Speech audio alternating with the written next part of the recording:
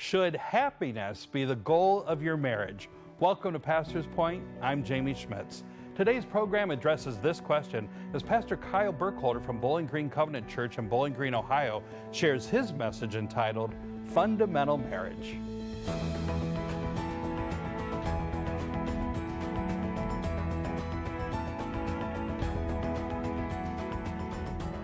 Well, today we're going to be talking about the fundamentals of marriage. This is the type of thing that I hope might bring hope to all who would see it. This is not just for someone who's in a marriage or a troubled marriage. If you're single, this can be training for what marriage should look like. If you're single again, maybe this is a diagnostic of where things went off.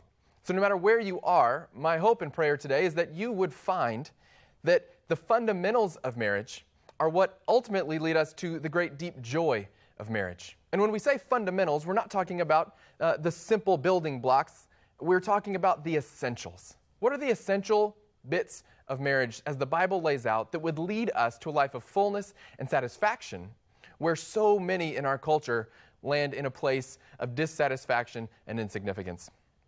In doing this, we're not going to come up with some sort of theoretical model for an ideal marriage. What you won't be seeing is kind of that perfect social media perception of what it might look like to have just the ideal marriage, because it doesn't exist. There's no perfect marriage because there are no perfect people. And since marriage is two imperfect people joining their lives in a pursuit of something greater, what we know to be true and what should give you comfort even in this moment is that if you're struggling in marriage, that's not something that is uncommon. Because every single marriage goes through difficulty and goes through struggle, goes through trial and trouble in order to find its footing. Because imperfect people striving for a perfect goal is always going to be a challenge. Marriage is a little bit like money. When we talk about someone's money, they say, wait, don't talk about my money. When we talk about someone's marriage, they say, I don't really know if I'm comfortable with you talking about my marriage. Why? Why is this so? Well, the reason that we're oddly protective of these things is because we're pretty insecure about these things. That marriage, like money, is the sort of thing that once you open it up to someone else, if you go to a financial planner, the great fear that our pride brings forth is that this person will show us where we've gone wrong in the past. The same thing is true for marriage. The reason we won't submit ourselves to marriage learning or even a marriage counselor is that we're afraid. Our pride comes to the forefront and says, you know what, if you open yourself up to that, the great fear is that we'll see that maybe we haven't done everything the way we should have. Maybe you'll show me I've been wrong. And so what pride makes painful, we will attempt to bring hope back into the fray today. There is much work left to be done for all of us, no matter where we are. Whether we're single or been married for 50 years, there's always a greater level, a new summit to reach. And so you're not alone today.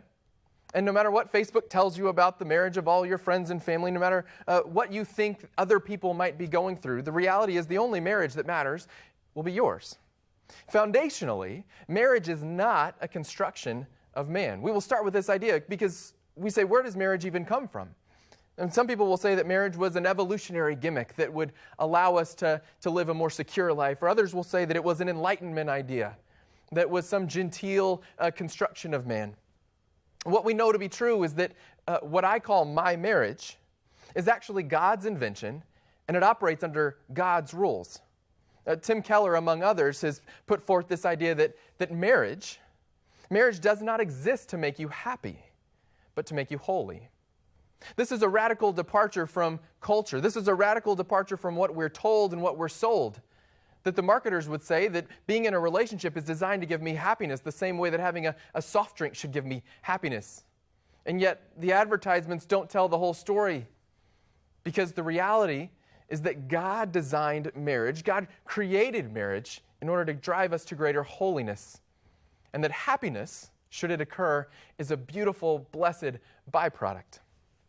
The design of marriage is to bring holiness. And if that's true, then it forces us to look at marriage in a brand new way. If the design is holiness, then your dissatisfaction in a marriage that isn't making you happy, is like being unsatisfied that your snow shovel is not as good as you would like it to be for using as a spoon. So we could all agree that you can use a snow shovel to eat your morning cereal. But that doesn't mean it's going to be the best use or the most effective use. And so to be frustrated that the snow shovel is awkward or clumsy for eating your bowl of Cheerios is to say that I don't like my marriage because it doesn't make me happy. Well, it wasn't designed for that. When we separate something from its intended design, what we end up doing is removing its ability to fulfill its function. And so when we separate marriage from God's design, which is bringing two people together to find greater holiness in their pursuit together, when we make it about anything else, about status or money, when we make it about happiness, then we make it about something it wasn't designed to be. And so naturally, what we will find is our marriage becomes dissatisfying. Jesus talked about this in Matthew 19. Jesus said, when Jesus had finished saying some things, he went away from Galilee, and he entered the region of Judea beyond the Jordan. And large crowds followed him, and he healed them there. And the Pharisees came to him, and they tested him by asking, Is it lawful to divorce one's wife for any cause? And he answered, Have you not read that he who created them from the beginning had made them male and female? And then Jesus goes on to say, Therefore a man shall leave his father and his mother, and he'll hold fast to his wife, and the two become one flesh, so that they're no longer two, but one. What therefore God has joined together, let not man separate. What we see here, amongst 1,000 other things, Jesus starts to lay out the fundamental essence of marriage. What is the essence of marriage? Is it love? When I ask this question, most people would offer me that the fundamental essence of marriage is love. If you just love someone, then that's what marriage is all about. Which creates a problem when somebody says, well, I don't feel like I love them anymore. I don't love them the way I used to. Well, at that point, marriage has run its utilitarian function, its course, and we can dispose of it. But it can't be love, because what we know from science is that a limbic system, which is something that, say, a dog has, allows for it to feel emotion, allows for it to convey emotion and even what we would call love.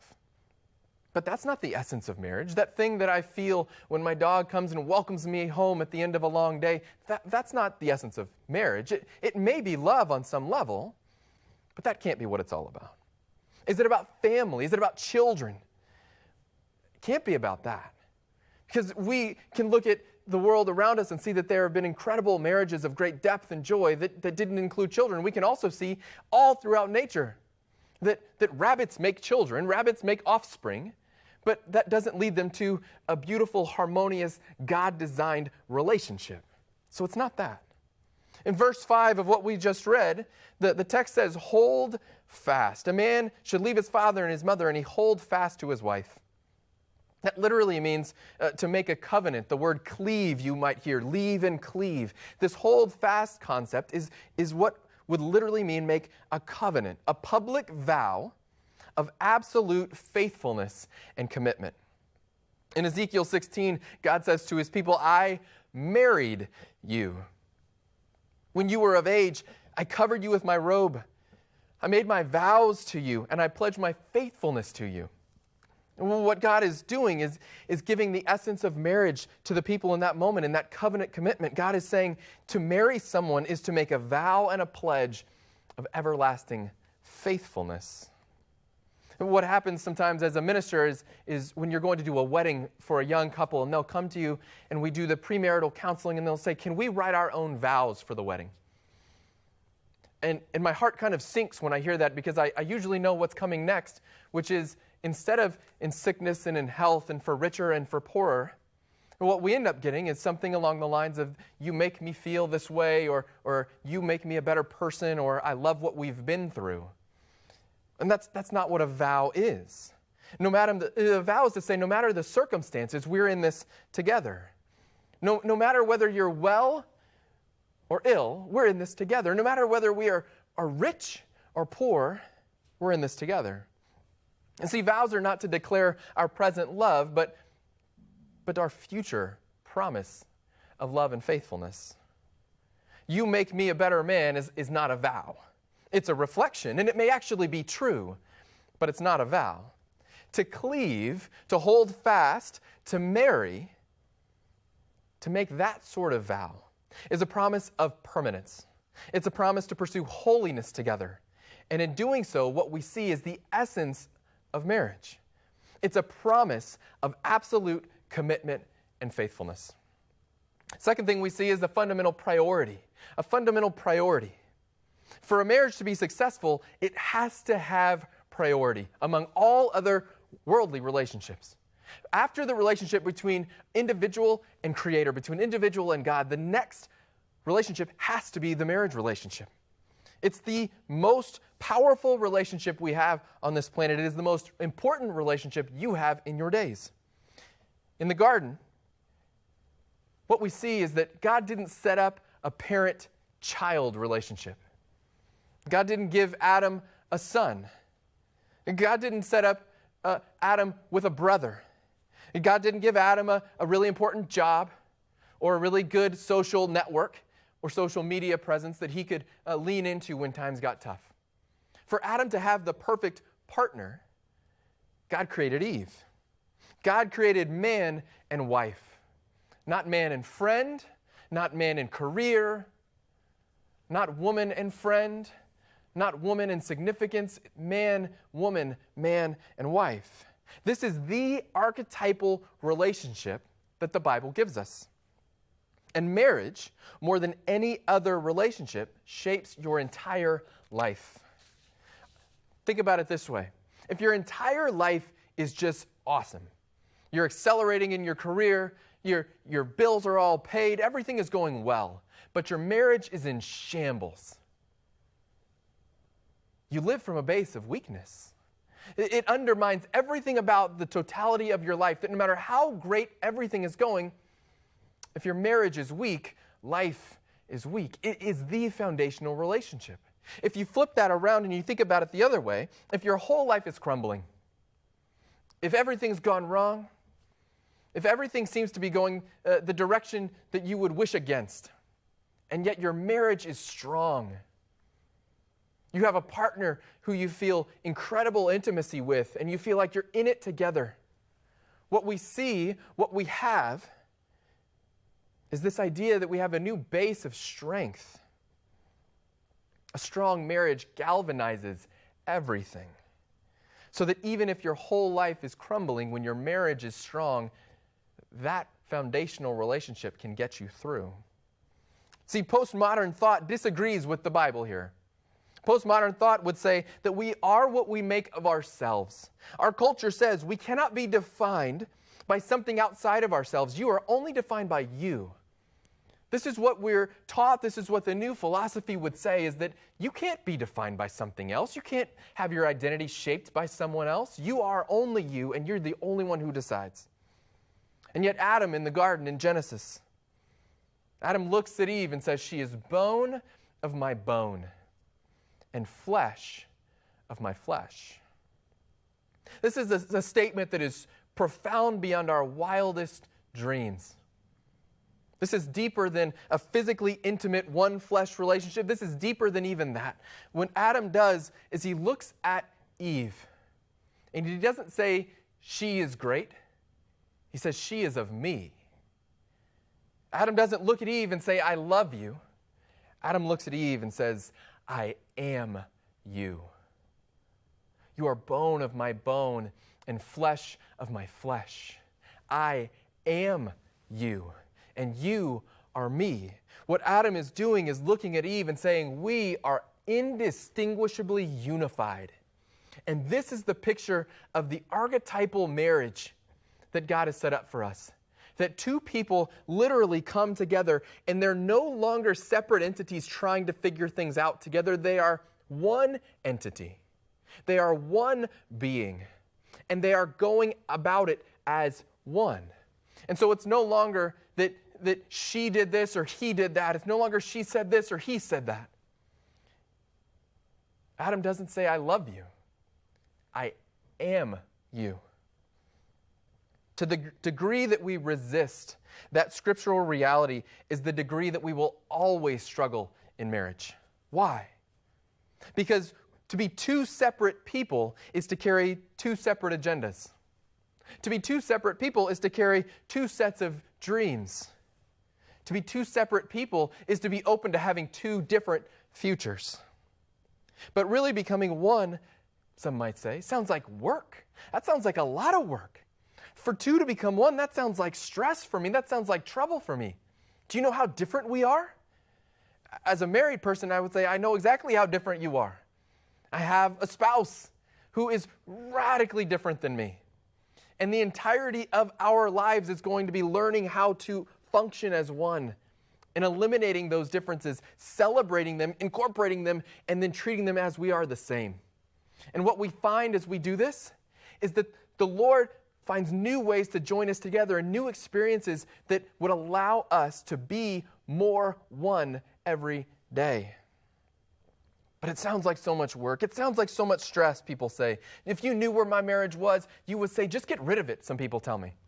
It's not worth saving at this point.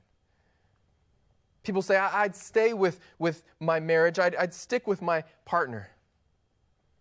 But I don't like who I am with him, or I don't like who I am with her. I don't even recognize myself. It's so much pressure. It's so much stress. It's made me someone I don't want to be. And when I'm with this person, I've been told, when I'm with my spouse, stuff comes out of me. That's not me. To which I respond with an illustration I often use in weddings. Imagine you were a bridge, one of those beautiful, kind of scenic country bridges, the covered ones, the old wooden bridges, something from the 18th century, ornate and beautiful, running over a babbling brook into a beautiful forest, one of these old dirt path bridges. And you see this bridge and you admire its beauty, and you recognize that being a little bit fragile, that there's going to be some imperfections there. There's going to be some creaks and cracks, some old boards and some old wood. And yet we see it and we think, gosh, isn't it great? Now imagine that this bridge, sitting there in the beautiful glen in which it sits, imagine that we then take an 18-wheeler, loaded to the hills, and we rumble it at 70 miles an hour right over that bridge. What's going to happen? The bridge will shake and crack. Those flaws will become even bigger and more obvious. Boards fall off and parts crumble. What we realize about this 18-wheeler riding over this scenic old bridge is the 18-wheeler didn't create the flaws. It exposed them. The weight and the stress of the truck over the bridge didn't create the flaw in the bridge. It simply exposed them. The same is true in our marriage. Every single one of our marriages, we bring with us a certain number of flaws. We bring with us an imperfection. And as we bring that into marriage, no one's warned us that the weight of joining your life to another person, the weight of being in a covenant relationship with another, creates a stress and a weight in and of itself. That there's a pressure and a stress. And so as the truck of marriage rolls over the bridge of our lives, what happens is it doesn't create new stress in us. It doesn't create new flaws in us. It simply exposes the flaws that we brought in. And so marriage doesn't make you an angry man. It exposes that there's anger in your heart. Marriage doesn't make you an impatient woman. It simply exposes that there's a lack of patience somewhere in your soul. And what it does in this weight being borne onto us is it creates opportunity for then to us remedy those things. And so instead of running from marriage and saying, I don't like that it exposed this in me, the design of God is that marriage, in exposing that, would give us an opportunity to shift and to grow and to change and be better. That crack has been in the bridge all along. The weight of marriage simply exposed the imperfection. It exposed the opportunity that there might be something better. If you have any hope of success in marriage, you have to be humble enough to see yourself as in need of repair and graceful enough to not blame all of your problems on the presence of the other person in the room. If you hold marriage as a top relational priority, you can get there. Because this is how it makes us holy. There's nothing fun about getting exposed for all of our imperfections. But there's something incredible and beautiful and life-giving about growing out of them and becoming a bit more like Jesus, or we would say a bit holier in the process. In seeing our flaws exposed, it gives us an opportunity to find a bit more grace or a bit more mercy.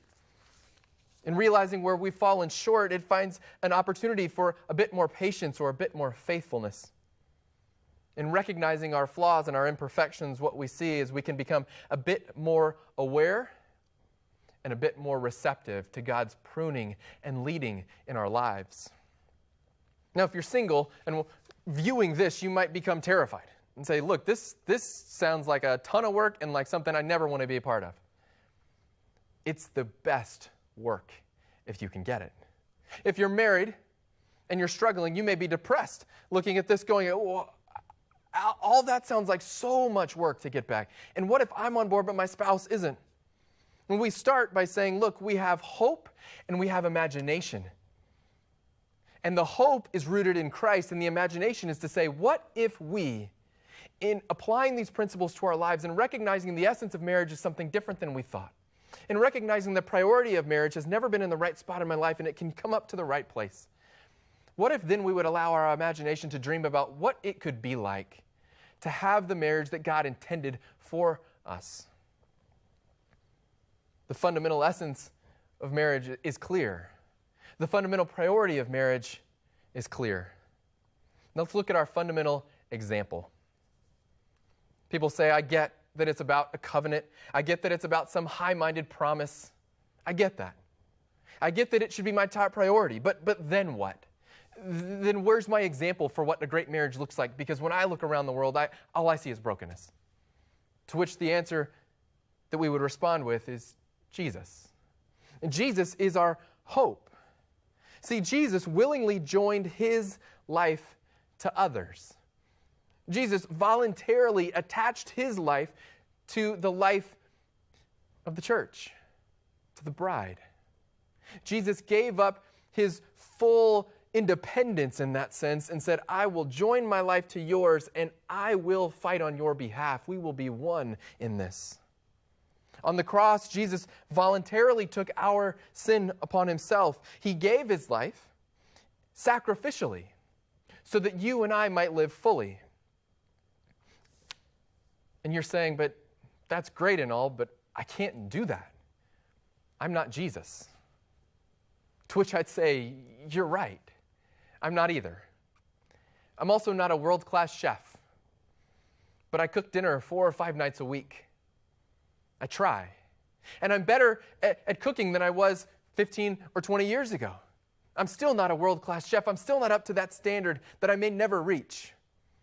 But with practice, with application, with dedication, I'm so much better than I was even a year ago. Jesus lays out the recipe for life and love and joy and hope. And for us, we have to recognize that it's counterintuitive and countercultural. In John 15:13, Jesus says, there is no greater love than to lay your life down for another. I would say, when you lay your life down for another in marriage, it's amazing to watch your holiness increase. When you lay down your agenda, watch the way that holiness increases. When you lay down your selfishness, watch the way that holiness increases. When you serve your spouse without condition or qualification or expectation, watch the way that holiness increases. And as your marital holiness increases, because God did not design marriage to make us happy, but to make us holy. And so as your marital holiness increases, watch the way that your marital satisfaction increases in proportion. And with that satisfaction, watch the way that you experience a depth of joy that makes all of the surface happiness in the world seem like a puddle next to the deepest ocean. Because the joy of marriage that God has on offer for us, the design of marriage and the direction of marriage, is like the depth of the oceans in God's love for you. It's limitless. And so as we consider these things, upon us now is the responsibility to apply them. As we consider what it means to pursue marriage not for happiness but holiness, We have to apply that. We have to change the way we aim. As we consider their priority, we have to reprioritize and move things around. As we consider this fundamental example that we have in Jesus, we have to ask ourselves if we've actually made him king. If Jesus is Lord and the example that we chase, do we know Jesus well enough to follow his example? And if these things can be done, and if this can be pursued, then my expectation and my hope and my prayer for you is that your marriage, whether it is on the rocks now or it is deep into the future and you've never even seen it yet, that your marriage will be one of wholeness and fullness and depth and joy as God drives you to greater holiness and deeper satisfaction. Thank you for watching Pastor's Point today. If you would like to learn more about the church featured on today's show, feel welcome to connect with them at the following contact information.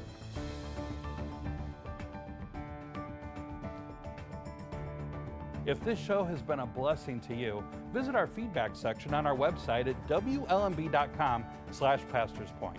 You will also be able to request a DVD of today's show and find a schedule of pastors for this season's episodes. We are so grateful for your prayers and financial support that make Pastor's Point possible. Be sure to tune in next time when another local pastor shares a message from the Word of God right here on Pastor's Point.